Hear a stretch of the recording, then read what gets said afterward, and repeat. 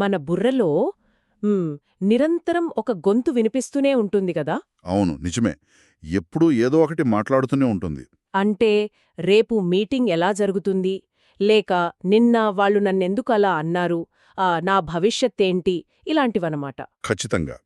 ఎవరైనా ఆ గొంతును ఆపడానికి ప్రయత్నిస్తే మహా అయితే ఒక 5 సెకండ్లు ఆపగలరేమో. ఆ తర్వాత మళ్ళీ మొదలవుతుంది. అవును, ఇదందరి అనుభవమే. అయితే అలా మాట్లాడుతున్న ఆ గొంతు మీరు కాదని, అది కేవలం మీలో ఉన్న ఒక యంత్రం చేసే శబ్దమని తెలిస్తే ఎలా ఉంటుంది? ఓ, అది నిజంగా మైండ్ బ్లోయింగ్ అని చెప్పొచ్చు. అందుకే ఈనాటి మన లోతైన విశ్లేషణలో ఆత్మజ్ఞానం, ఆలోచనలకు అతీతంగా ఎదగడం అనే ఒక అద్భుతమైన మూలగ్రంథం ఆధారంగా ఈ ప్రశ్నలనే అన్వేషించబోతున్నాం. అవునండి, చాలా ముఖ్యమైన అంశం ఇది. మనకు లభించిన అత్యంత గొప్ప వరం ఈ మనస్సు. కాని అదే మనస్సు మన పాలిట ఒక వ్యసనంగా ఎలా మారిపోయిందో అర్థం చేసుకోవడమే మన ప్రధాన లక్ష్యం. దాంతోపాటు ఆలోచనలను ఆపడం ద్వారానే నిజమైన సృజనాత్మకత ఎలా సాధ్యమవుతుందో కూడా మనం తెలుసుకోవాలి. సరే, దీన్ని వివరంగా చూద్దాం.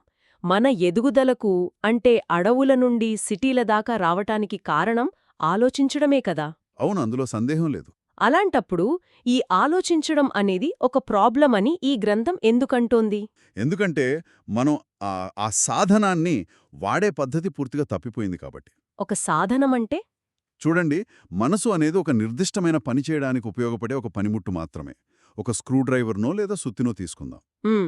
ఏదైనా మేకు కొట్టాలన్నప్పుడు సుత్తిని తీసుకుంటాం, పని పూర్తయ్యాక దాన్ని పక్కన పెట్టేస్తాం కదా. అచ్చమలాగే. కాని మనసు విషయంలో అలా జరగట్లేదు. పని ఉన్నా లేకపోయినా మన మెదడు నిరంతరం ఏదో ఒకటి ఆలోచిస్తూనే ఉంటుంది. నిజమే, ఎప్పుడూ ఖాళీగా ఉండదు. మూల గ్రంథంలోని వివరాల ప్రకారం దాదాపు 80 నుండి 90% ఆలోచనలు పదే పదే వచ్చేవే ఉంటాయి. పనికి రానివే మాత్రం కాదు, వాటి ప్రతికూల స్వభావం వల్ల అవి హానికరమైనవి కూడా. ఓహో. దీనివల్ల మన ప్రాణశక్తి, అంటే మన వైటల్ ఎనర్జీ వృధాగా పోతుంది. ఒక రకంగా చెప్పాలంటే మనం ఇంట్లో వాడే ఒక మిక్సీని లేదా గోడకు రంధ్రాలు చేసే డ్రిల్లింగ్ మషీన్ను పనేమీ లేకపోయినా రోజంతా ఆన్ చేసి వదిలేస్తే ఎలా ఉంటుందో. అవును, విపరీతమైన శబ్దం వస్తుంది, కరెంటు వృధా అవడం, మోటార్ వేడెక్కడం జరుగుతుంది. అచ్చం మన బుర్రను కూడా అలానే వదిలేస్తున్నామన్నమాట. ఖచ్చితంగా. ఇది మన ఫోన్ బ్యాటరీ లాంటిదే. బ్యాక్గ్రౌండ్ యాప్స్ రన్ అవుతూ ఉంటే బ్యాటరీ డ్రైన్ అయిపోయినట్లుగా. బహుశా అందుకే మనం ఫిజికల్గా ఏమీ చెయ్యకపోయినా సాయంత్రానికి అలిసిపోతామేమో. నిజమే. కాని ఇక్కడ నాకొక ప్రశ్న. ఈ క్రమంలో దీన్ని ఒక వ్యసనమని గ్రంథం ఎందుకు చెబుతోంది? ఇక్కడ అత్యంత ఆశ్చర్యకరమైన విషయం ఏమిటంటే, ఒక అలవాటుకు వ్యసనానికి తేడా ఉంది. వ్యసనమంటే దీన్ని ఆపే అవకాశం నాకు లేదు, ఇది నా నియంత్రణలో లేదు అనిపించడం. అవును, ఆల్కహాల్ వ్యసనమున్నవాళ్లలాగా. మానేయాలనుంటుంది కాని మానేయలేరు కదా. అచ్చోమంతే. నిరంతర ఆలోచనాలేది మనకు ఒక తప్పుడు ఆనందాన్నిస్తుంది, ఏదో సాధిస్తున్నామనే భ్రమను కల్పిస్తుంది. కానీ చివరికి అది దుఃఖంగా మారుతుంది. ఒక సాధనాన్ని మనం ఎందుకు ఆపలేకపోతున్నామంటే ఆ సాధనమే మనం అని భ్రమపడుతున్నాం కాబట్టే కదా. ఖచ్చితంగా. ఇక్కడే మనం ఆలోచించాల్సిన మరో ముఖ్యమైన విషయం ఉంది. దీన్నే కల్పితమైన నేను లేదా ఈగో అంటారు. ఈగో అంటే మనసుతో తాదాత్మ్యం చెందడం వల్ల ఏర్పడే నకిలీ గుర్తింపేనా? అవును. ఆలోచించడం ఆపేస్తే తను ఉనికే ఉండదని ఆ అహంకారం భయపడుతుంది.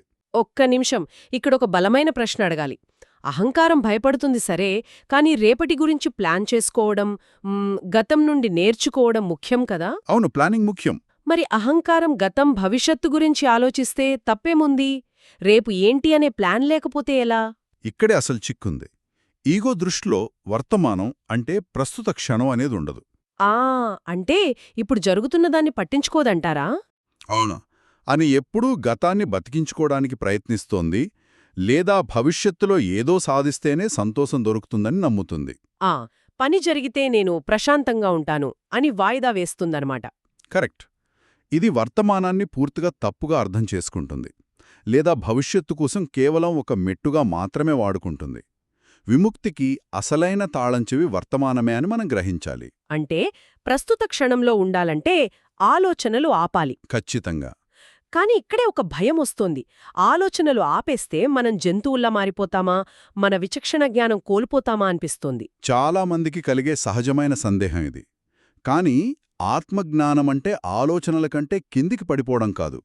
జంతువులకు ఆలోచన లేదు, అవి కింద ఉన్నాయి. ఉమ్, మనం ఆలోచనలకు అతీతంగా పైకి ఎదగడం గురించి మాట్లాడుతున్నాం. మానవ చైతన్య పరిణామ క్రమంలో మనస్సు ఆధిపత్యం చెలాయించడం అనేది ఒక దశ మాత్రమే. అంటే మనం తరువాతి దశకు చేరుకోకపోతే ఈ మనస్సే ఒక రాక్షసుడిలా మారి మనల్ని నాశనం చేస్తుందా? ఖచ్చితంగా. అంటే దీని అర్థమేమిటి? ఆలోచించడానికి చైతన్యానికి మధ్య ఉన్న అసలు వ్యత్యాసమేమిటి? దీన్ని మనం విశాల దృక్పథంతో చూస్తే ఆలోచన, చైతన్యం రెండూ వేర్వేరు. ఆలోచన అనేది చైతన్యంలో ఒక చిన్న భాగం మాత్రమే. ఓహో, అంటే ఆలోచన మాత్రమే మొత్తం కాదు? అవును, చైతన్యం లేకుండా ఆలోచన ఉండలేదు, కానీ చైతన్యానికి ఆలోచన అవసరం లేదు. అవసరమైనప్పుడు మాత్రమే ఆలోచనను ప్రాక్టికల్ పనులకు వాడుకోవడమే నిజమైన ఎదుగుదల. సరే, మెదడును కేవలం ప్రాక్టికల్ పనులకే వాడితే మరి సృజనాత్మకత, కొత్త ఆవిష్కరణలు ఎక్కడి నుండి వస్తాయి? చాలా మంచి ప్రశ్న. మనస్సు కేవలం సమాచారాన్ని నిల్వ చేయడానికి, విశ్లేషించడానికి, రక్షించుకోవడానికి ఉపయోగపడే ఒక సర్వైవల్ మెషీన్ మాత్రమే కదా. అవును. అది సృజనాత్మకమైనది కాదు. నిజమైన కళ లేదా ఆవిష్కరణ ఎప్పుడూ ఆ మనస్సు లేని ప్రదేశం నుండే, అంటే అంతర్గత నిశ్శబ్దం నుండే పుడుతుంది. వావ్! అంటే క్రియేటివిటీకి ఆలోచనతో సంబంధం లేదా? చాలా తక్కువ సంబంధం ఉంది. మూల గ్రంథంలోని వివరాలు చూస్తే గొప్ప శాస్త్రవేత్తలకు మానసిక నిశ్శబ్దం ఉన్న సమయంలోనే గొప్ప ఆలోచనలు వచ్చాయట. ఐన్స్టీన్తో సహా అమెరికా ప్రముఖ గణిత శాస్త్రవేత్తల విచారంలో తేలిందేంటంటే సృజనాత్మక చర్యలో ఆలోచన పాత్ర చాలా చిన్నది అని. ఇక్కడే అసలైన ఆసక్తికరమైన విషయం ఉంది. ఏంటిది?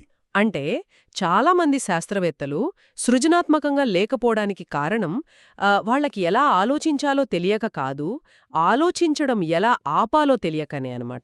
అవును, 100కి 100 పాళ్ళు నిజం. నిశ్శబ్దం అనేది ఒక క్యాన్వాస్ లాంటిదనుకుంటే ఆ క్యాన్వాస్ మీద ఆలోచన అనేది కేవలం మనం వేసే ఒక రంగు లాంటిది కదా. అద్భుతమైన పోలిక. ఆ ఖాళీ క్యాన్వాస్ ఉంటేనే మీరు వేసే రంగుకొక అర్థం ఉంటుంది. సరే, మనసు కేవలం ఒక చిన్న యంత్రమైతే ఇంత అద్భుతమైన ఈ విశ్వాన్ని, మన శరీరాన్ని నడిపిస్తున్నదేది? భూమిపై ఉన్న జీవం లేదా మన శరీరం నడుస్తోంది ఖచ్చితంగా ఈ చిన్న మనస్సు ద్వారా కాదు. మరేంటి? మనస్సు కంటే ఎంతో గొప్పదైన ఒక మేధస్సు ఇక్కడ పనిచేస్తోంది. ఓహో! గ్రంథంలో ఒక అద్భుతమైన ఉదాహరణ ఉంది, తప్పనిసరిగా మనం తెలుసుకోవాలి. ఒక అంగుళంలో 1000వ వంతు పరిమాణంలో ఉండే ఒక చిన్న మానవ కణాన్ని తీసుకుంటే చాలా చిన్నది కదా అది. అవును, ఆ కణంలోని డిఎన్ఏలో ఎంత సమాచారం ఉంటుందో తెలుసా? 600 పేజీలున్న 1000 పుస్తకాలను నింపేంత సమాచారం ఉంటుంది.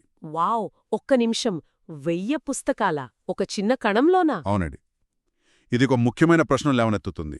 మన శరీరం గురించి తెలిసిన కొద్దీ అందులో ఎంత అనంతమైన మేధస్సుందో మన బుర్రకు తెలిసింది ఎంత తక్కువ అర్థమవుతుంది. అంటే మనం చాలా పరిమితమైన సాధనంతో ఆ అనంతమైన మేధస్సును అర్థం చేసుకోవాలని చూస్తున్నాం. ఖచ్చితంగా.